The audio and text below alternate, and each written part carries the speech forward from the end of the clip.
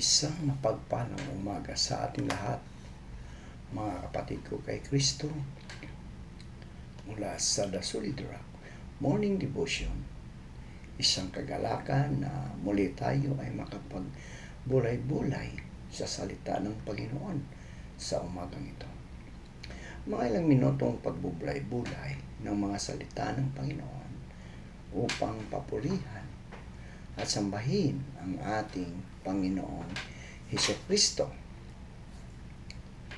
Magandang umaga po sa ating lahat, mga ka-Solid Rock. Malugod ko kayong binabati sa ating muling pagninilay para sa The Solid Rock Morning Devotion.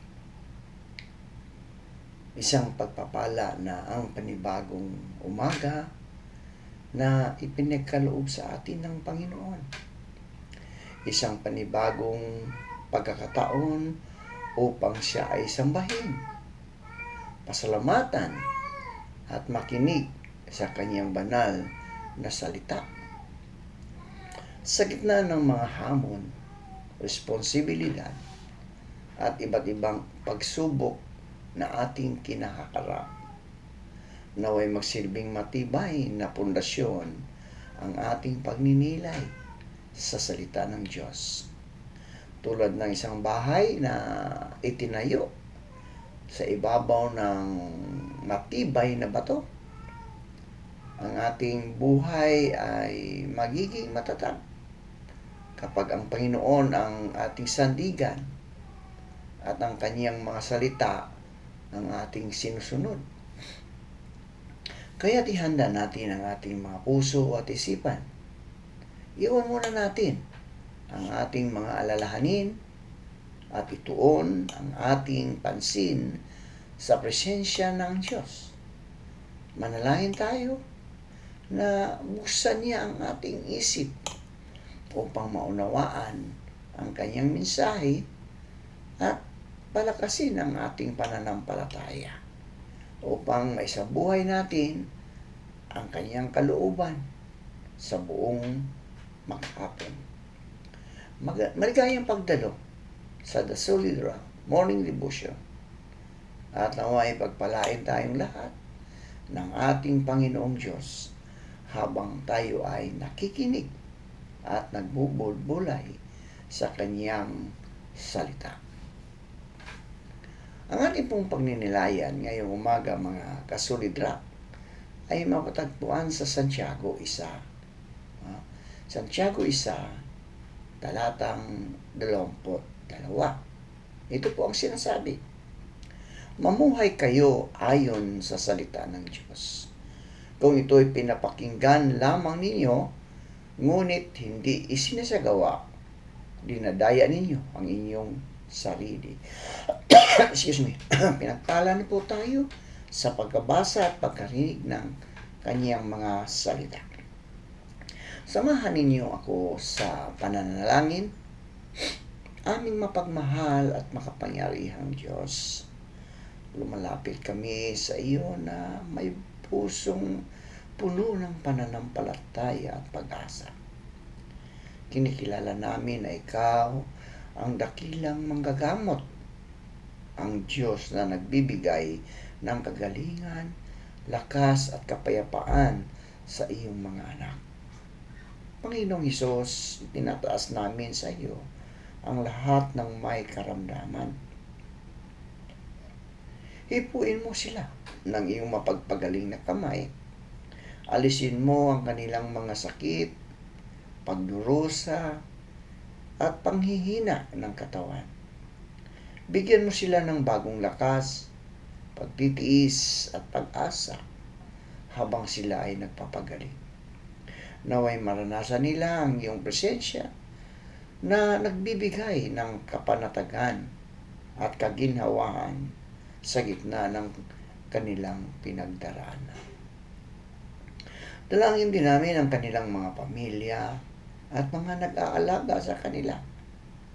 Palakasin mo ang kanilang loob, bigyan sila ng karunungan, pasensya at pagmamahal upang maipagpatuloy nila ang kanilang pag-aaruga. Pagpalain mo rin ang mga doktor, nurse at lahat ng mga manggagawang pangkalusugan. Patnubayan mo sila sa bawat desisyon at gamitin mo ang kanilang kaalaman at kakayahan bilang kasangkapan ng iyong pagpapagaling. Panginoon, aming idinadalangin ang lahat ng mga naghahanap buhay, mga manggagawa, gawani, guro, magsasaka, mangingisda, driver, tindero at tindera, negosyante, profesional, at lahat ng nagsisikap upang marangal na maitaguyod ang kanilang pamilya. Pagpalain mo ang kanilang mga gawain at bigyan mo sila ng kalusugan, lakas, karunungan, at katapatan sa kanilang mga tungkulin. Ingatan mo sila sa bawat paglalakbay at sa kanilang mga lugar ng trabaho. Ilayo mo sila sa anumang kapahamakan, aksidente at panganib. Naway maranasan nila ang iyong paggabay sa bawat desisyon at ang iyong kapayapaan sa gitna ng hamon at pagod ng buhay. Dalangin din namin ang mga walang trabaho na patuloy na naghahanap ng pagkakakitaan. Buksan mo ang mga pintuan ng oportunidad para sa kanila. Bigyan mo sila ng pag-asa, tiyaga at lakas ng loob habang naghihintay sa iyong tamang panahon. Tulungan mo silang huwag mawawala ng pag-asa, mawala ng pananampalataya, sapagkat ikaw ang Diyos na naglalaan ng aming mga pangangailangan. Naway ang aming pagtitipon sa araw na ito ay nagdudulot ng kaluwalhatian sa iyong pangalan at magpatibay sa aming pananampalataya. Turuan mo kaming mamuhay ayon sa iyong kalooban at maging tapat na mga saksi ng iyong pag-ibig saan man mo kami dalhin. Ang lahat ng papuri, karangalan, at pasasalamat ay aming iniaalay sa iyo. Ito ang aming taimtim na panalangin sa makapangyarihang pangalan ng aming Panginoon at tagapagligtas na si Jesucristo. Amen. Ayan mga kasolid rock, magandang umaga muli. Martes na, August 4, di ba? Ang bilis ng panahon. Ngayong umaga mga kasolid rock, ang pamagat ng ating pagninilayan ay ang tunay na pagsamba ay nakikita sa pagsunod sa salita ng Diyos. Ayan, ang tunay na pagsamba ay nakikita sa pagsunod sa salita ng Diyos. Mga minamahal na kapatid kay Kristo, ang bawat pagtitipon natin sa bahay-sambahan, ay isang dakilang pribilehiyo. Dakilang pribilehiyo. Hindi lahat ng tao ay may kalayaang sumamba, ngunit tayo ay binigyan ng Diyos ng pagkakataong lumapit sa Kanya. Umawit ng papuri, manalangin, makinig sa Kanyang salita, at makaranas ng Kanyang presensya. Ang pagsamba, mga kasolidra, ay hindi lamang isang gawain sa kalendaryo ng simbahan. Ito ay isang banal, banal na pakikipagtagpo sa Diyos na buhay.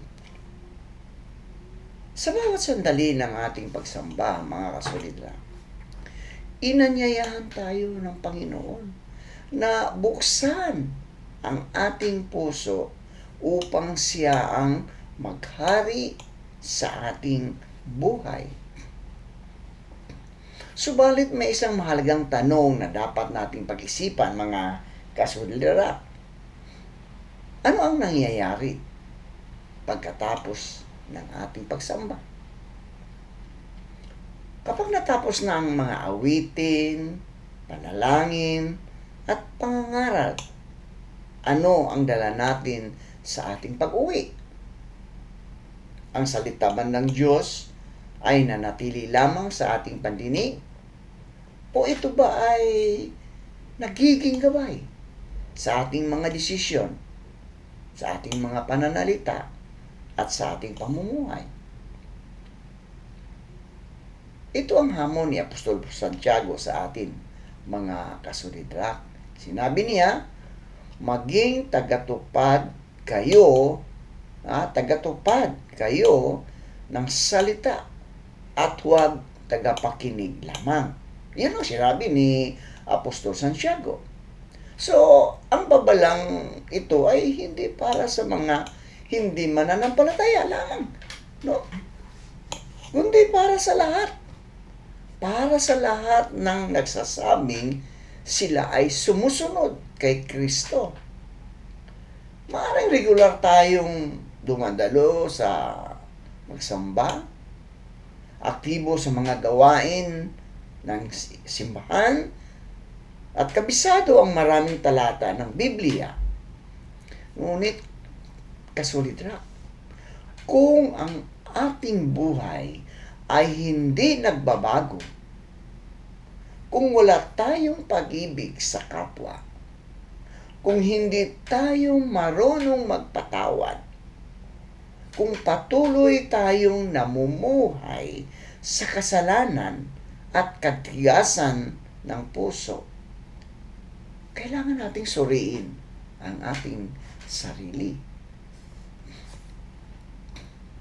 Ang tunay na pagsamba ay hindi natatapos sa loob ng simbahan, mga kasulidrak. Hindi natatapos sa loob ng simbahan.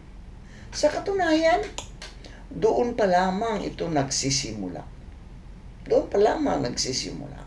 Ang pagsambang kalugod-lugod sa Diyos ay makikita sa ating pang-araw-araw na pamumuhay. Kapag tayo ay naging tapat sa ating trabaho, kahit walang nakakakita, iyon ay pagsamba. Pagsamba. Kapag tayo ay nagpapatawad sa taong nakasakit sa atin, iyon ay pagsamba. Kapag pinipili nating magsalita ng may kabutihan at katotohanan sa halip na paninirang puri, iyon ay pagsamba. Kapag tayo ay naglilingkod sa nangangailangan at nagmamalasakit sa mahihina, ipinapakita natin na ang ating pagsamba ay totoo at buhay. Maraming tao ang nag-aakala na ang pagsamba ay tungkol lamang sa magagandang awitin, mahusay na musika, o makapangyarihang sermon. Mahalaga ang mga ito, mga kasulidrak. Ngunit hindi ito ang sukdulan ng pagsamba. Ang tunay na pagsamba ay ang pagbibigay ng ating buong buhay sa Diyos. Ito ang sinabi ni Apostol Pablo sa Roma 12, talatang 1, ang iharap natin ang ating sarili bilang isang handog na buhay, banal at kalugod-lugod sa Diyos. So ang bawat kilos ng pagsunod ay isang handog ng pagsamba sa Kanya. Ang salita ng Diyos ay parang salamin, mga kasulidrak. Isang parang salamin. Habang tayo ay nakikinig sa pangangaral, ipinakikita ng Diyos ang mga bahagi ng ating buhay na nangangailangan ng pagbabago. Maraming itinuturo niya ang ating pagmamataas, kawalan ng pagpapatawad, kakulangan sa pananampalataya, o pagiging makasarili. Ang tanong ay, ano ang ating gagawin? Pagkatapos makita ang ating sarili sa salamin ng salita ng Diyos. Ano ang ating gagawin? Tatanggapin ba natin ang kanyang pagsaway at hayaan siyang baguhin tayo o aalis tayo na parang walang narinig? So, ang bawat pagsamba ay isang paanyaya sa pagbabago, mga kasolidad. Isang paanyaya sa pagbabago. Hindi tayo tinatawag ng Diyos upang manatiling katulad ng dati na makasalanan. Tinatawag niya tayong lumago, no? Lumago sa kabanalan, lumago sa pag-ibig at pagsunod. So, ang tunay na pagsamba ay may mga bunga, di ba? May mga bunga. Ito ay nakikita, mga kapatid, mga kasolidad. Ito ay nakikita sa pagbabago ng ating pagkatao, sa paglalim ng ating pananampalataya, at sa ating pagiging liwanag sa mundong ating ginagalawan. Bilang mga mananampalataya, mga kasolidad, tayo ay tinatawag na maging mga buhay na patutuo ng Ibanghilyo. Ang ating pamilya, ang ating mga kaibigan, ang ating mga katrabaho at kapitbahay ay maaaring hindi araw-araw, hindi araw-araw nagbabasa ng Biblia. Ngunit, mga kasolidad, mga kapatid, ngunit araw-araw nilang nakikita ang ating buhay. So, ang paraan ng ating pagsasalita, ang ating pagtugon sa mga pagsubok, ang ating katapatan, at ang ating pagmamahal sa kapwa, ay nagsilsilbing patunay kung ang ating pagsamba ay tunay o pawang ritual lamang. Kaya, habang tayo ay sumasamba ngayon, mga kasolidad, mga kapatid, hilingin natin siya sa atin ng Diyos ang ating mga puso. Kung may bahagi ng ating buhay na hindi pa sumusunod sa kanyang kalooban, humingi tayo ng kapatawaran at lakas upang magbago. Huwag nating hayaang matapos ang pagsambang ito na walang nangyayaring pagbabago sa ating buhay. Sa halip, dalhin natin ang salita ng Diyos sa ating tahanan, sa ating hanap buhay, sa ating paaralan, at sa bawat lugar na ating pupuntahan. Sa pagtatapos ng ating pagsamba, mga kapatid, mga kasolidad, naway hindi lamang tayo umuwi na may bagong kaalaman, kundi may panibagong puso na handang sumunod sa Panginoon. Ang pinakamagandang tugon sa salita ng Diyos ay hindi lamang ang pagsasabing napakaganda ng mensahe, di ba? Minsan, kapag tayo nagsamba, lalong-lalo na kung ang mensahe ng pastor o ng pari ay napakaganda, di ba? Napakaganda ng mensahe, di ba? Kundi ang pagsasabing, Panginoon, tutulungan mo akong isabuhay ang iyong salita. Ito ang tunay na pagsamba, mga kapatid, mga kasolidad. Isang buhay na nakalaan sa Diyos.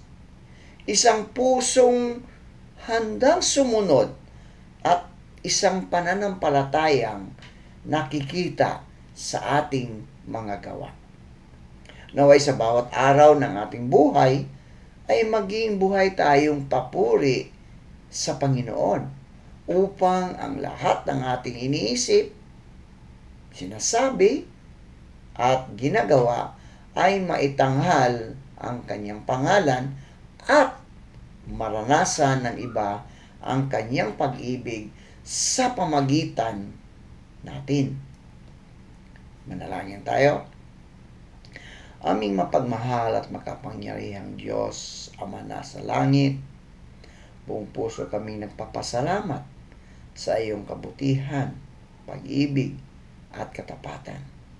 Maraming salamat sa pribilehiyong ipinagkaloob mo sa amin na makapagnilay bilang iyong mga anak upang ikaw ay sambahin, purihin, at dakilain. Salamat sa iyong banal na salita na aming narinig ngayon. Ito ay naging ilaw sa aming landas, gabay sa aming mga desisyon, at paalala ng iyong dakilang kalooban para sa aming mga buhay. Panginoon, dalangin namin ang iyong salita ay huwag lamang manatili sa aming isipan, kundi tumimo sa aming puso. Tulungan mo kaming maging hindi lamang mga tagapakinig ng iyong salita, kundi maging mga tagapatupad nito. Bigyan mo kami ng tapang na sundin na kahit mahirap, ng karunungang piliin ang tama sa gitna ng maraming tukso at ng pusong mapagpakumbaba na laging handang magpasakop sa iyong kalooban. Patawarin mo kami sa mga pagkakataong narinig namin ang iyong tinig, ngunit hindi na kami tumugon. Patawarin mo kami sa aming mga pagkukulang, sa aming pag-aalinlangan, at sa mga sandaling mas pinili naming sundin ang aming sariling kagustuhan kaysa ang iyong banal na layunin. Linisin mo ang aming puso at patuloy mo kaming hubugin upang maging higit na katulad ng aming Panginoong Hesukristo. Ama namin, samahan mo kami sa aming pag-uuwi, paghihiwalay. Naway ang pagsambang ito ay hindi matapos sa loob ng bahay-sambahan, kundi magpatuloy sa aming pang-araw-araw na pamumuhay. Turuan mo kaming ipakita ang iyong pag-ibig sa aming pamilya, sa aming mga kaibigan, sa aming mga katrabaho, at maging sa mga taong nahihirapan kaming mahalin. Gawin mo kaming mga instrumento ng iyong kapayapaan, pag-asa at biyaya saan man mo kami dalhin. Idinadalangin namin ang bawat pamilya na naririto, Panginoon. Pagpalain mo ang aming mga tahanan ng pagkakaisa, pagmamahalan, at paggalang sa iyo. Ingatan mo ang mga may karamdaman at pagkalooban sila ng kagalingan ayon sa iyong kalooban. Palakasin mo ang aming mga nanghihina. Aluin mo ang mga nalulungkot at bigyan mo ng pag-asa ang mga dumaraan sa mabibigat na pagsubok. Pagpalain mo ang mga nanghahanap buhay, ang mga mag-aaral, ang mga kabataan, at ang mga matatanda. Patnubayan mo ang aming simbahan upang patuloy itong maging ilaw at asin sa mundong ito. Dalangin din namin ang aming pamayanan at ang aming bansa. Pagkalooban mo ng karunungan ang mga namumuno upang mamahala ng may katarungan, ng may katapatan at malasakit. Naway manaig ang kapayapaan, pagkakaisa at paggalang sa iyo sa aming lipunan. Panginoong Diyos, habang kami ay naghihiwalay ngayon, samahan mo kami ng iyong presensya. Ingatan mo kami sa bawat paglalakbay. Ilayo mo kami sa kahapahamakan at patuloy mo kaming akayin sa landas ng katuwiran. Naway ang aming buhay ay maging isang buhay na patutuo ng iyong pag-ibig at biyaya upang sa lahat ng aming iniisip, sinasabi at ginagawa ay ikaw ang aming maluwalhati. Ang lahat ng aming pasasalamat, papuri at pagsamba ay iniaalay namin sa iyo sa pangalan ng aming Panginoon at tagapagligtas na si Hesukristo, na kasama mo ang banal na Espiritu at iisang Diyos magpakailanman. Amen at amen.